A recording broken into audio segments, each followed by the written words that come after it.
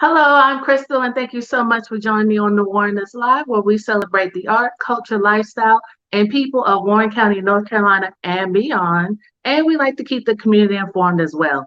Now, before we get started, be sure to like, comment, share with all your friends and family so we can continue to spread the word about all the wonderful things that are happening in our community.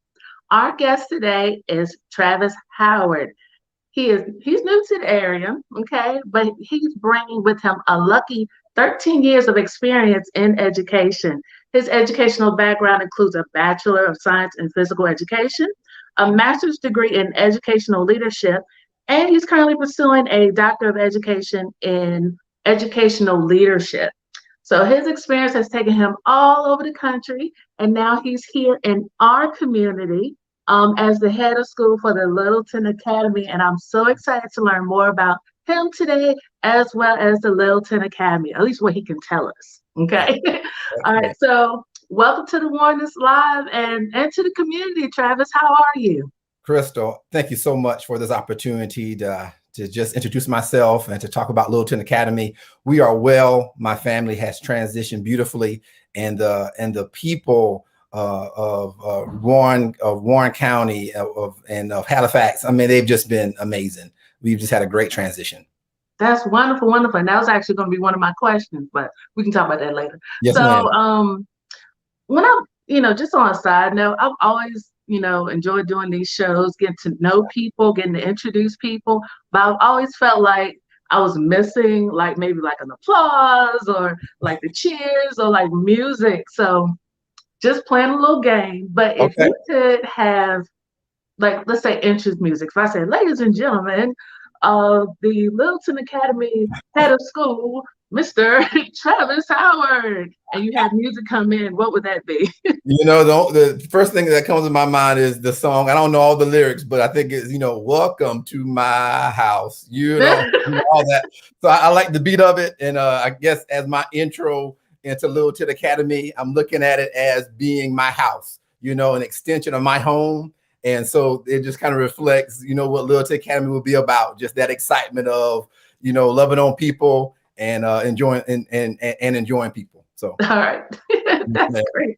I don't know what mine would be. I think I would take it like, I don't even want to say old school, but maybe like some 90s R&B music. I love 90s music, so it would be one of those or something. But let's go ahead and jump into it. Let's start from the very beginning. Like you said, you're new to the area, so where are you from originally?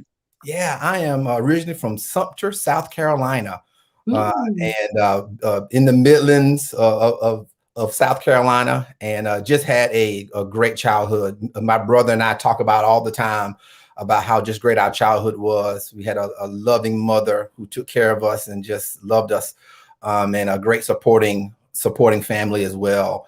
And I learned at an early age this whole thing of empathy, and whole thing of how to support each other.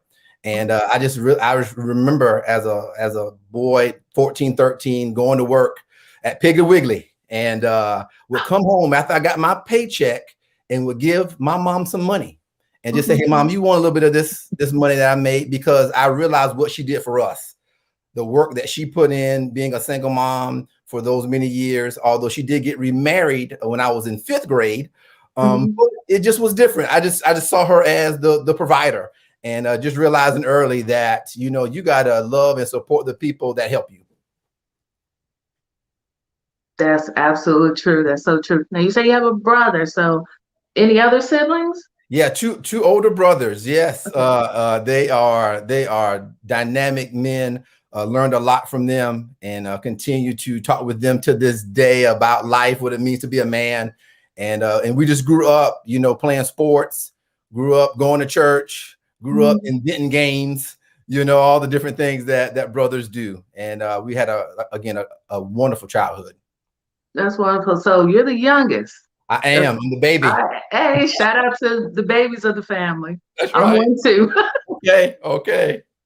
So and you shared a lot. So what would you say is like maybe that most fondest memory, either with your brothers or with your mom? Or what's that one that is like just beautiful or inspiring or put you in the path of where you are today?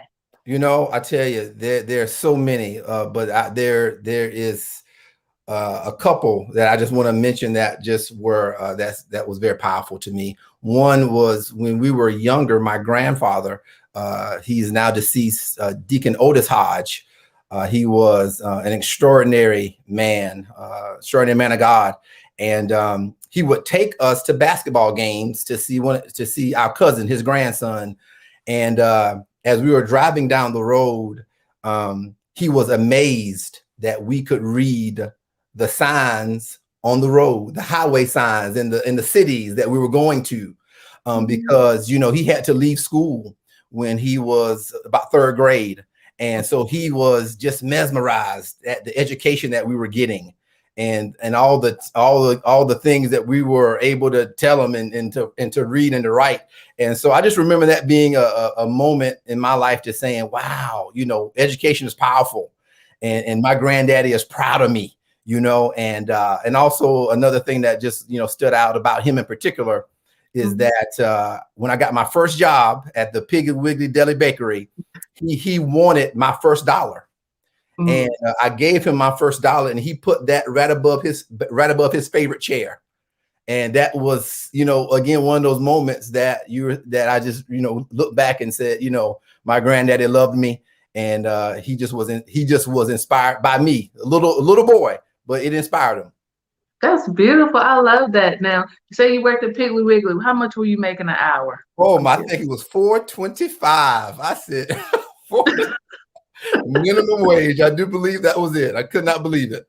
Right. I mean, that was a lot of money. I mean, for go to like 0 to 4 or something an hour. That's right. I know when my first part-time job, I was making $5.57. They gave me a 7-cent increase from the minimum wage. I was like, woo. Hey, you was rich. You were rich.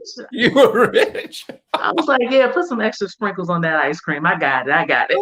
You were rich, 100%. 100%. Yeah. So, and you really kind of answered the question for me. I'm always interested when I meet or know people in education, like what type of student were you?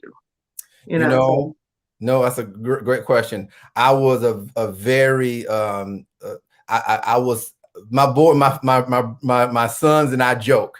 I said I was an athletic nerd.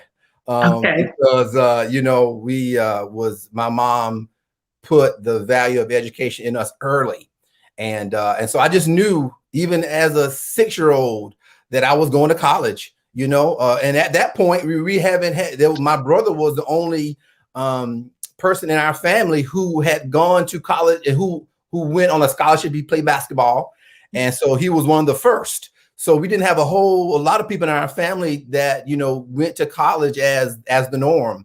But my mom instilled in us early that was our path, and we just believed it.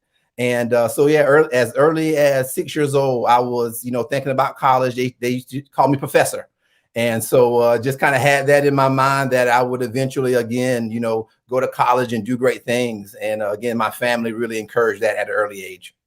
That's wonderful. Now, so education has been like this integral part of your life, just from the beginning. But what was that moment or that experience, or what was it that made you say, I want to work in education? Yeah, I just had the fortunate opportunity to really be around kids as a teenager.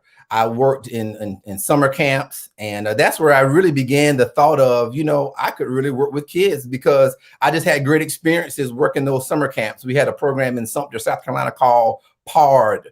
It was Parks and Recreation Department. And my aunt was one of the leaders in that program and got me a job. And so I just would always do those summer camps, and just had the best time with students and with parents. And so realized that, I could probably do this for a living. And so then transitioned into college, where I attended Winthrop University, and became a physical education major, and just then started the love of teaching and movement. And that's kind of how I started my career.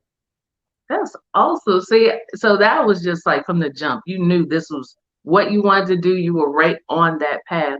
Now I'm gonna go ahead and kind of skip a couple questions because you answered them for me. Okay. But and also, like, we all have these mentors in our lives. Yeah. Who would you say is the one, or maybe the several, or whatever number, put you on the path or guided you to say, hey, this is what you need to do to be on this right lane, stay on this right lane? What would you say? Yeah. Yeah, Who?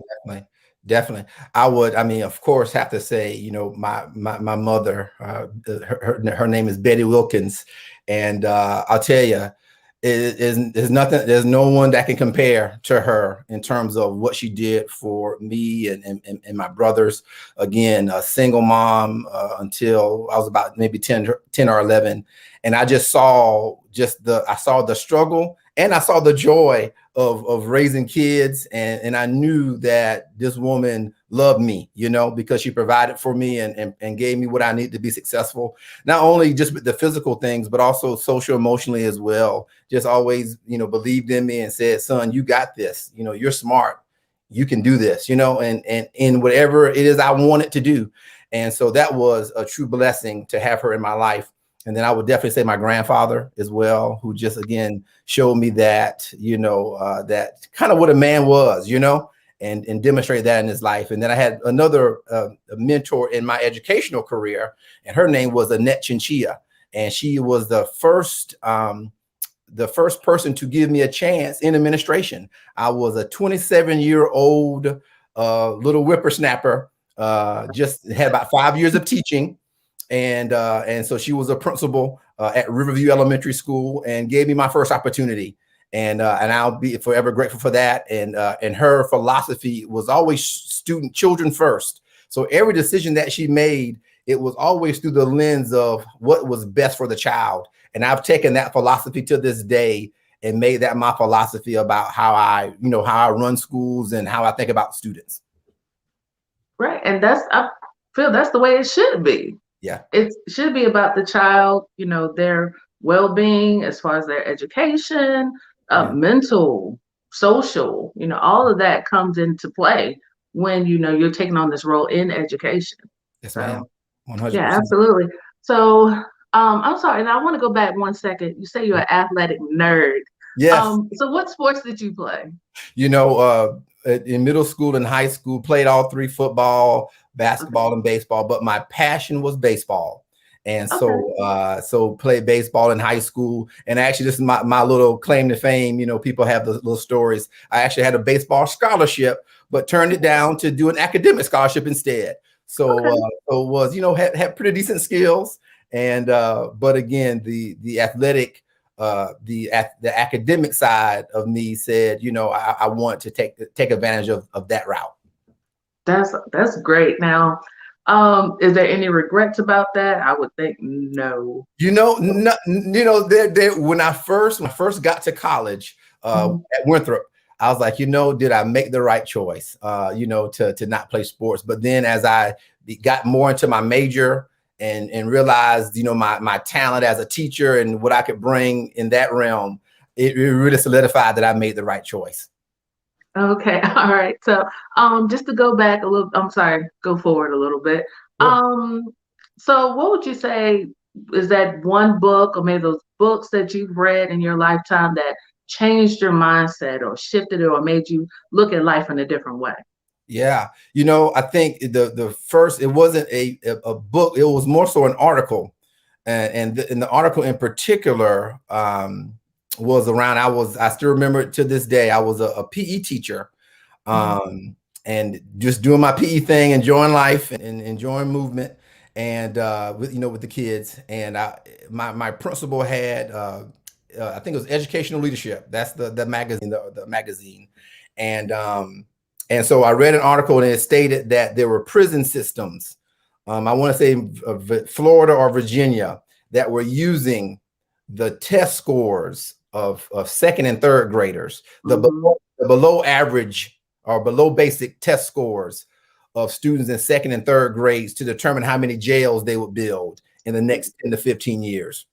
So that single article really kind of changed my trajectory just a little bit, because I realized I have to do something more than just kind of be in the classroom. I want to be a part of something that would fundamentally shift that and fundamentally just make that not true, anymore in the next 10 to 15 years. So that kind of led me down my path of educational leadership and being a principal. And I mean, when I first heard that, I was like, Yeah. what? Yeah, it was amazing. Like little kids, that's how right. you, it was like, I mean, just the thought of that, just saying, right. I'm going to use your test scores to determine if you, okay, Yeah, I'm just going to leave that alone because that could be a whole other conversation with me. definitely. Right. So you have led schools all around the country. Can you tell us about those? I sure can. Yeah. So I started in administration very young. I was 27 as an assistant principal, Wow. which is kind of unheard of. And so was able to get a lot of great experience early, and was at a great school where people nurtured me, loved on me. They knew I was young, and they just supported me all the way through it. And then had an opportunity to do something that many people don't get to do. I had the opportunity as a 30-year-old and as a first-time principal to open up a brand new school. So I was able to open up a brand new elementary school, Pleasant Knoll Elementary School in Fort Mill, South Carolina. Okay. And it's a very interesting story about that experience. When I was named by the school board for that position, I got an email from one of the he was an elder in the community. His name was Willie Ware, and Mr. Ware said, "Travis, I don't think you know what you've done tonight." He said, you are the first principal since integration, the first African-American principal since integration for that school district in a K-12 building. Wow. And so they hired an African-American principal to lead the alternative school, but not since integration had they had one for a K-12 school. So that was a pretty big moment for me. I didn't quite understand all of that at the time, but that really sunk in. And then what I did was I told my staff that story at our very first faculty meeting. And I told them that just to let them know the significance of the moment, but then also to tell them that I would not consider our school to be successful until every child, regardless of their race, regardless of their cultural background, was achieving at the same levels. Because we have this achievement gap. That's kind of the old term, but now the term is we've called it different things now. But the hope gap is changing, because what we're realizing that it's not dependent upon your race. It's depending upon how the system is going to do what's best for the child. So at the end of the day, that was my challenge to my faculty, was that all kids had to be growing and achieving at high levels. And by the time I left there in 4 years, that was the case. African-American students were achieving in the 90th percentile on the state exams. Free and reduced lunch kids were achieving 90th percentile or higher on the state exams. And so that's what was exciting about that opportunity to really come in and say, hey, this is what this is all about in terms of education. Everyone achieving at high levels. Wow, that's beautiful. And which school was that? This was Pleasant Knoll Elementary School. And where was that? This was in Fort Mill, South Carolina. South Carolina. And, okay. and Fort Mill is a very high achieving school district across the board. One of the highest achieving school districts, I would say, in the Southeast. And so I knew coming in that we would have, good success, on our test scores and that. But again, what I challenged my staff was that it shouldn't be just a certain type of student that would experience that success. Right. It should, again, all students. And then that kind of spurred my work into, looking at being a turnaround principal. That was one of my passions as well, as I was in my master's program, is what it looked like to go into schools and have to transform them. So I went from one of the highest achieving schools in the state to moving to Washington State, going to a school in Yakima, Washington, which was Martin Luther King Jr. Elementary School. And at that time, it was one of the lowest performing schools in the state. So I went from the highest to the lowest, and just had a great experience turning around that school. I stayed there for 2 years and just really made some dynamic gains in the turnaround situation there. It was it had some really big challenges, but we were able to, overcome, and really saw some great progress there as well. That's amazing. That's amazing. So what is, just on a broad scale, what is your view of education today? Yeah. Well, that's a great question. And Chris, let me go back to just kind of finish up the educational history a little bit, just so I can kind of finish that out. But then was at MLK for 2 years, and then went to a school in Evansville, Indiana, Vogel Elementary School. And then from there, went back to my previous school, Pleasant Knoll Elementary School, went back there for 1 year, and then realized that through the journey that my wife, who was a professor at the University of Southern Indiana, we just wanted to kind of be a little bit more stable. So went back to Evansville, and there I've been finished at Dexter Elementary School for the past 3 years in another turnaround effort. So at that school, came as a failing school. We made some great gains before I left. So that was kind of my educational journey as a whole. So just want to finish that out. But no problem. yeah, but as you talk about education and about kind of what my thoughts are about education now, I'll say this. With this opportunity at Littleton Academy, two words kind of come to my mind. I think about what it means to redesign education and also to reimagine education. And so those are the two things that kind of stick out to me as I think about Littleton's mission and vision.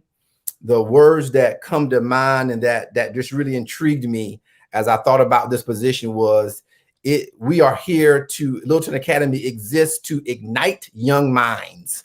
And that just gets me excited. That word ignite means that something is going to burst forward that was not before, and so that's kind of why I'm excited about what redefining and what reimagining education can be in this moment.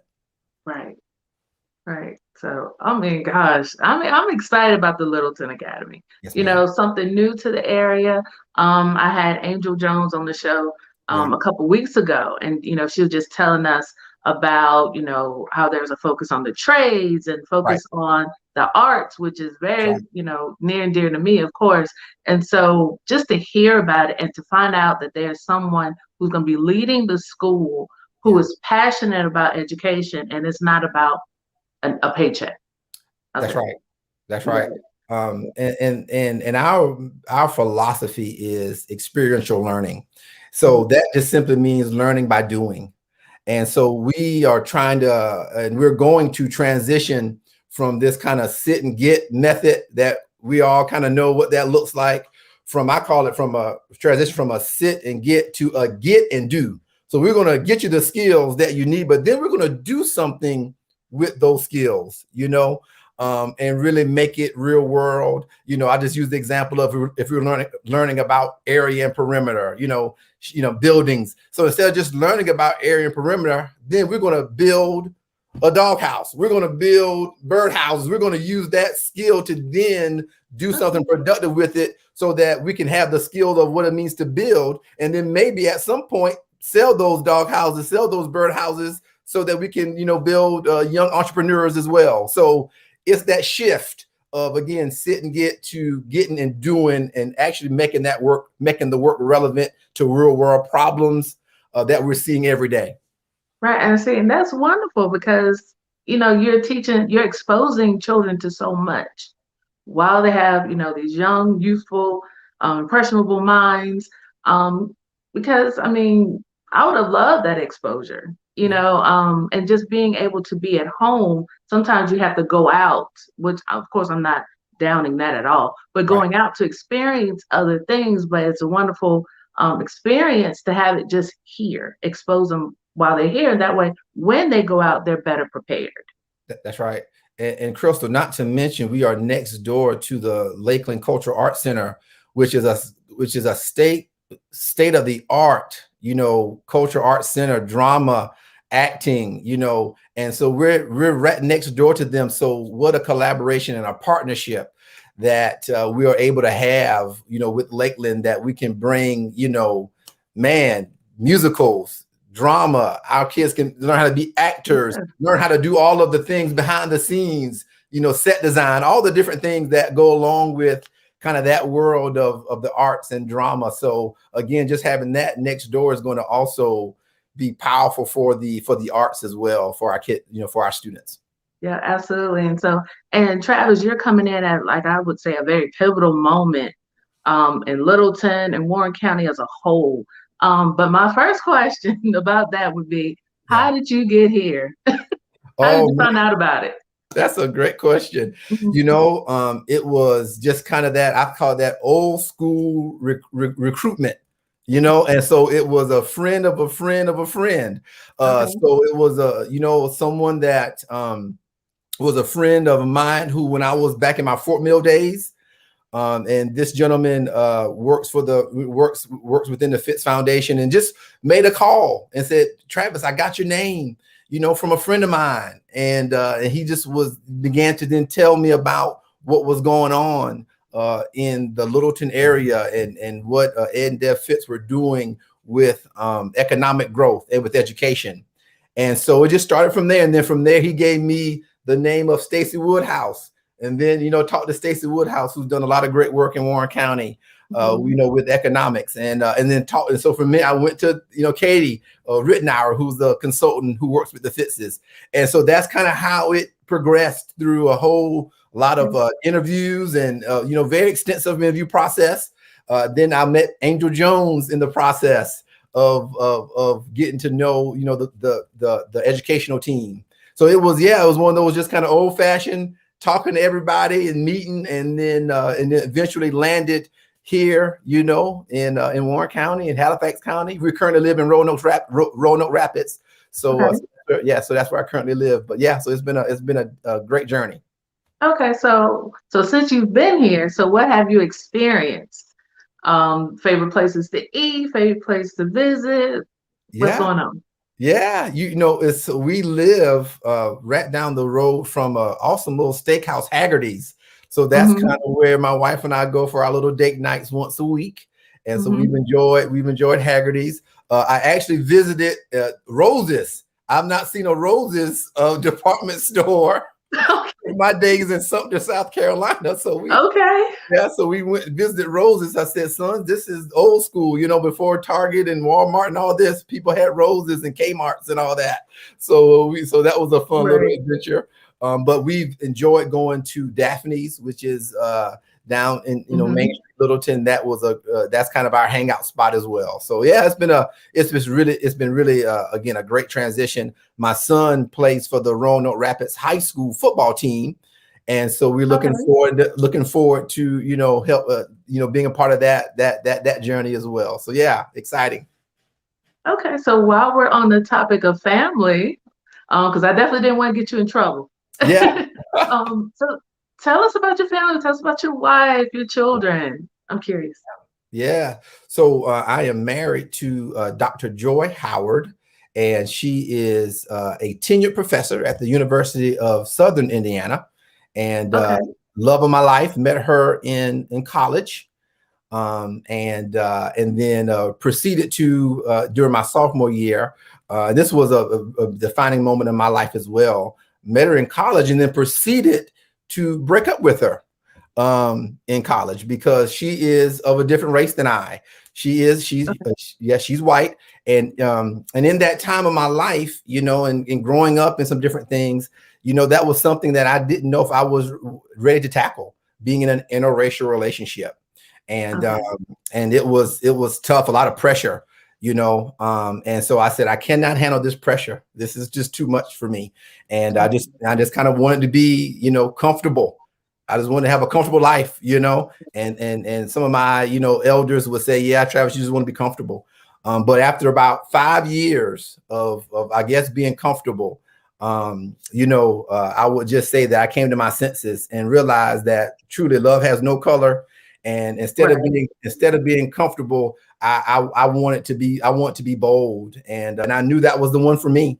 And so I knew she was the one. I knew it when I broke up with her, but I took the comfort over being bold. And it was the best in my life to be bold, because we have created a life together that has just been exceptional. She's helped me in every part of my journey. I've helped her. And we've got three awesome boys, Jonas, Micah, and Kyeson, and they're doing well. But again, I'm a living testimony to what it means to when be bold in life, the rewards that can happen as a result of that. Absolutely. Love is love. Yeah. Whatever, however you want it, love is love. That's right. That's why I'll go by. That's why I live by. But so you're in education, your wife is in education. Do your children inspire to follow in your footsteps? I don't know. It's still kind of up for debate a little bit. They had the privilege of being in some of my schools when I was a principal and they were the students. And so they were able to see kind of what that looked like, to be a principal. I think one of my middle son, Micah, talked about being maybe being a PE teacher potentially, and then talked about being a principal. And so I do have some interest there, maybe with him. So I don't know. We'll see. It's still a kind of a work in progress with them. But they're big into sports. They're big into they're creative as well. They do a lot with the arts. They like to paint. They like to draw. They like to do those art things as well. So they have a lot of great skills that they're working with. I tell them they have the total package. So whatever they decide to do, they'll be successful at. Okay, that's awesome, and I appreciate that you encourage them to follow whatever your path, wherever it leads you, instead of saying, "Well, nope, you're going to do this, you're going to do this." So yeah, as some parents do. But back to the Littleton Academy, and you actually really discussed it earlier, where you're not new to being the first leader of a school. Right. The first position. I'm sorry, the head of the school. So with the Littleton Academy, brand new school, no track record. What is it that you feel like you're going to bring to this particular school? Yeah, that's a great question, Crystal. There's so many catchphrases that comes to mind as I think about Littleton Academy, but another catchphrase is endless possibilities. And that's what I think about when I think about what I can potentially bring to Littleton Academy. It is just this, it's this idea that there's no limits that's going to be on our school. And that's really what got me excited about transitioning from the public school to the private school. Because as a public school administrator, you're in a system. And the system sometimes dictates what you can and cannot do. And sometimes you know those things that you wanted to do is what's best for the child, but the system said, no, we have to do it this way because the system needs it done this way. So with that being said, with Littleton Academy, for me, I go back to those words, reimagine, redesign. So that's kind of what I want to bring to Littleton Academy, is just this opportunity to say, it doesn't have to be the way that we always think it should be or the way that we always done it. It can be different. We don't have to have grades as the way that we thought grades were in the past, A, B, C, D, E. We don't have to have the grades like that. We might not have to have grade bands. Why do we have to keep a kid in first grade if they have the skill set and the maturity to rise above and go beyond what a typical first grader is doing? Right. So anyways, there's some of those things that we think are kind of tried and true in the system doesn't necessarily have to be the case at Littleton Academy. And so that's my role, along with Angel Jones and Renee Mizell, is to come up with a redefinition and a redesign of what education can be. It needs to look different than what we're currently doing in our public school systems, maybe even in some of the charter schools that are around the U.S. as well. I wanted to have a total different feel, a total different look. Yeah, and that's great, and that's the way it should be, because the focus should always still be on the child and growing them. And so while you just mentioned about public schools, we have Warren County schools here. You have like Halifax County. So is there any potential for like collaborations or partnerships, or how would that go? Definitely. So I think one of the things that we want Littleton Academy to be is just we want it to an extension and a bridge to the community, because I think, again, that with the things that we're going to bring through experiential learning and through learning through project based, and all the things that we want to bring to Littleton around what that looks like. My goal would be for other students who may not have, can't go to Littleton Academy, but could come maybe after school to an after school camp or to an after school program that we're hosting.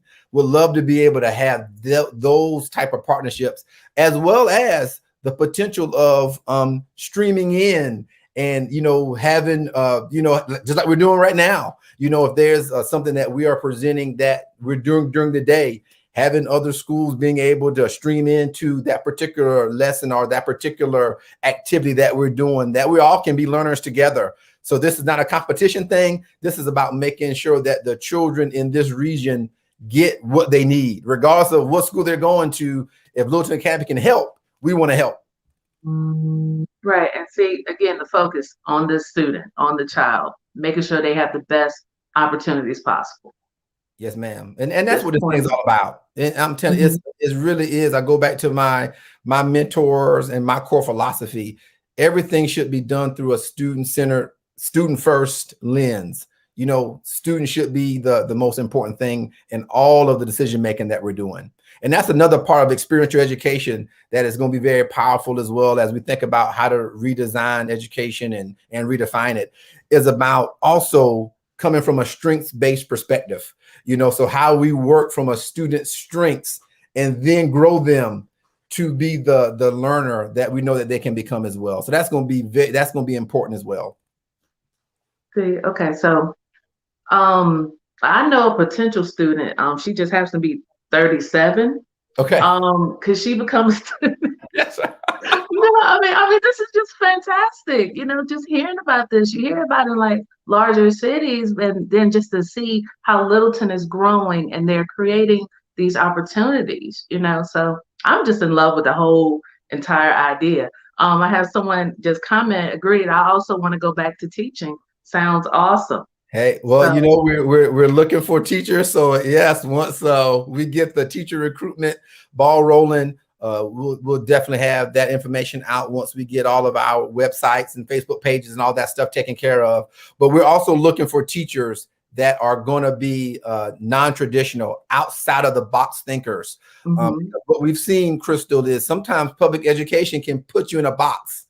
And so what I'm looking for is people who are saying, hey, there is no box. And how can we, again, create these classroom environments where, kids are, of course, taken care of socially and emotionally, but also they will have their minds ignited, to the possibilities of what the future can hold. I just recently read a quote that was very impactful.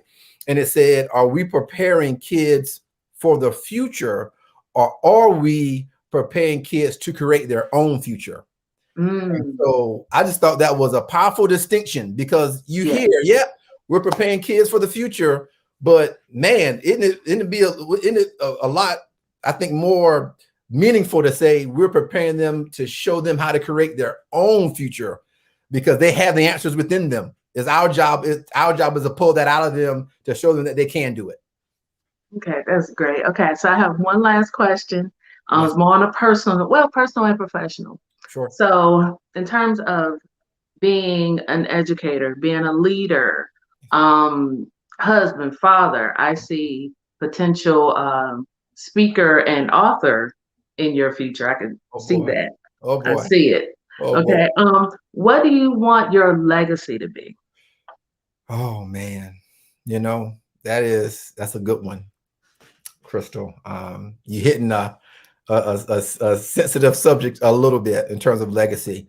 Okay. And I'll say this: growing up without a father figure, someone who was in your life daily. My grandpa was in my life, but not daily.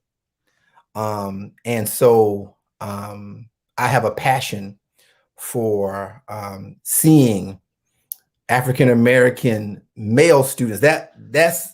that was one of the things that spurred me into education. Also, is if we look at what the data says about African American male students, the data is very troubling. Yeah. You know, but I like to do a game called facts and truth. So yes, facts are that, you know, 50% graduation rate. I can go down the list of all the things, but that's just a fact. But the truth is we can do all things. There's no limits on you. You know, that's truth.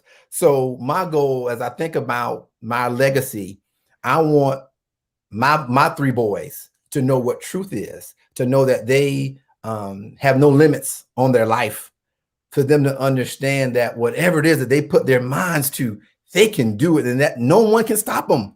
Because if God is for them, who can be against them? And so those are the things I want to teach my individual kids, my three boys, but also extend that community out to other young boys. But guess what? To other young girls, to regardless of color, race, gender, all that. Although that's kind of the initial part of where my vision starts, it transcends all of that to just human to human, that there's no limits on you. And we can do this as long as we do it together and just have a heart for doing what's right. Man, see, then that's why I said author and speaker in your future. I see it. I receive it. Yeah, so thank you so much. Wow. See, I'm speechless. Wow. Gosh, yeah. So thank you again for being on the Warrenist Live. Yes. Also, congratulations. I forgot to say congratulations on your new position. I think the Littleton Academy is in great hands. Thank you. Well, yeah, absolutely. I appreciate your time, and appreciate you having this platform for you know, educators like myself, you know, people that in the community, to be able to just kind of share their passion, share their heart. So kudos to you, and I wish you great success. And thank you so much. Blessings. Right. Thank you so much. I greatly appreciate it. Also, one more thing.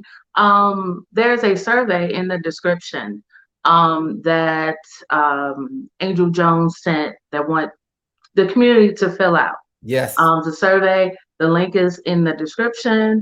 Yes. I'll also put it in the comment section if that's helpful as well. But again, thank you so much, Travis. I wish you all the success in the world. And thank you all for tuning in. See, I'm like emotional right now. I'm trying to hold it back right now. That's what's going on with me. Yes, but thank you all for tuning in. For more information about what's going on in Warren County, follow me on Facebook, Twitter, YouTube, Instagram. I'm just about everywhere. So thank you all for tuning in, and see you all soon. Bye. Thank you.